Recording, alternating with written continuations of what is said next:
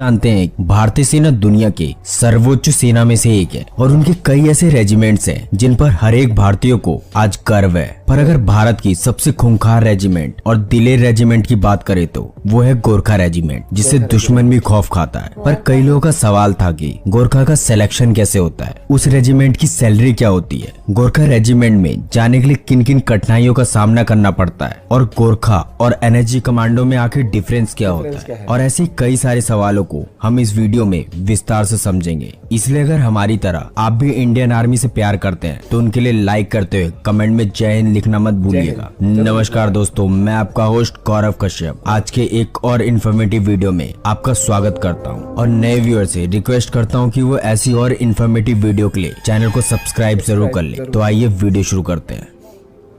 Indian army की Gorkha regiment को दुश्मनों के साथ बहुत ही बहादुरी से लड़ने के लिए जाना जाता है और इसके लिए भारत के फील्ड मार्शल सैम मैनिक्शॉ का कहना है कि अगर कोई व्यक्ति कहता है कि उसे मरने से डर नहीं लगता तो या तो वो झूठ बोल रहा है या तो वो गोरखा है, क्योंकि गोरखा रेजिमेंट इंडियन आर्मी के साथ साल 1815 से जुड़ी है और तब से आज तक कई लड़ाइयों में गोरखा कमांडो ने इंडियन आर्मी के साथ अपनी बहादुरी और अपनी जाबाजी का प्रदर्शन दिखाया है और कई बार योगदान भी दिया है। वैसे तो दुनिया के सिर्फ 3 देशों में जैसे इंडिया, नेपाल और भूटान के पास ही गोरखा रेजिमेंट है, जिसमें गोरखा सैनिकों की ट्रेनिंग सिर्फ 3 फेजों में होती है जो तकरीबन 9 महीने तक चलती है। उस दौरान में पहले 2 फेजों में कठिन पीटी और ड्रिल से गुजरना पड़ता है और पहले फेज में कच्ची मिट्टी पर करीबन 7 सप्ताह तक उसके अंदर जोश और स्टेमिना बढ़ाने के लिए इन्हें हर रोज ड्रिल और पीटी कराई जाती है। इसके बाद दूसरे फेज में सैनिकों को सेना के अनुशासन और तौर तरीके बताए जाते हैं। फिर आता है तीसरे फेज की ट्रेनिंग जो पक्की चट्टान पर होती है, जिसमें करीबन 19 सप्ताह तक इन सैनिकों को चट्टान जैसे जमीन पर ड्रिल करना होता है। इसी दौरान इन सैनिकों के शरीर को लोहा जैसा बना दिया जाता है ताकि आगे आने वाली कोई भी मुसीबत का सामना करने से गोरखा रेजिमेंट ना डरे। इसलिए आम रेजिमेंट के मुकाबले गोरखा कमांडो की ट्रेनिंग बिल्कुल अलग होती है। इसके अलावा गोरखा कमांडो अपने हथियार के लिए काफी प्रसिद्ध है, जिसको नेपाली भाषा में कुकरी कहा जाता है। असल में ये एक 12 इंच का एक लंबा चाकू है जिसको गोरखा का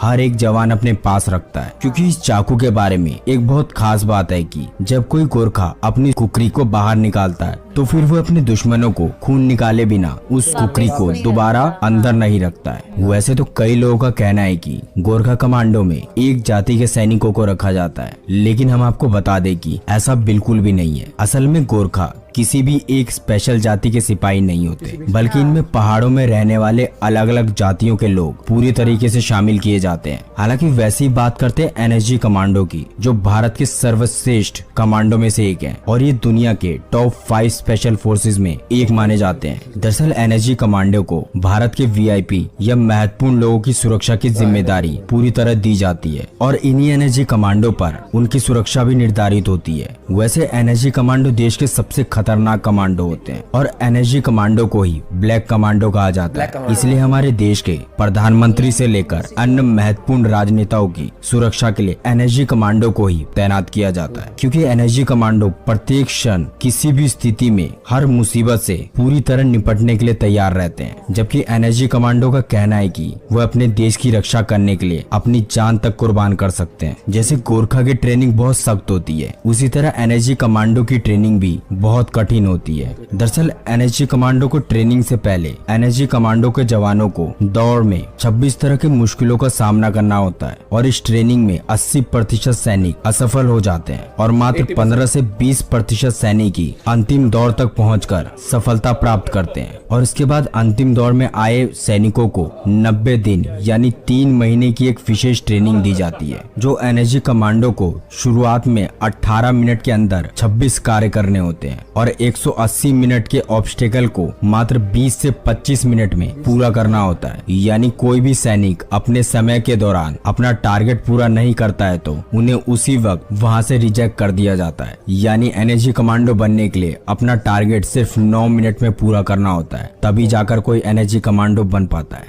दरअसल गोरखा कमांडो की सैलरी देखी जाए तो 11वीं गोरखा राइफल्स में कार्यरत सैनिकों को लगभग 7.7 लाख से लेकर 9.7 लाख के आसपास सैलरी दी जाती है। और वहीं एनएसजी कमांडो की सैलरी देखी जाए तो मीडिया रिपोर्ट के मुताबिक एनएसजी कमांडो हर महीने 84,000 से लेकर 2.5 लाख रुपए तक कमाते हैं, जबकि एवरेज सैलरी की बात करें तो एनएसजी कमांडो को करीबन 1.5 लाख रुपए महीना मिलता है। दरअसल एसपीजी यानी सिक्योरिटी ऑफिसर ग्रुप की सैलरी भारत में 11.1 लाख रुपए दिया जाता है और जो विशेष सुरक्षा समूह अधिकारी हैं उन्हें 8 लाख से 15 लाख रुपए तक दिया जाता है। उसी तरह कमांडो के सिलेक्शन के बारे में जाने तो एनएसजी कमांडो सिलेक्शन प्रक्रिया की बात करें तो इसमें सीधी भर्ती का कोई तरीका नहीं है, क्योंकि एनएसजी के लिए सेना और पैरामिलिट्री फोर्स में से सैनिकों को सिलेक्ट किया जाता है। जबकि एक रिपोर्ट में बताया गया है कि एनएसजी के लिए करीबन 53% सिलेक्शन भारतीय सेना से होता है और अन्य 47% कमांडो को 4 पैरामिलिट्री फोर्स यानी सीआरपीएफ, आईटीबीएफ, आरएएफ और बीएसएफ इन सभी चारों सेनाओं से मिलाकर चुना जाता है। और वहीं एसपीजी कमांडो का सिलेक्शन भी सीधी तौर पर नहीं किया जाता,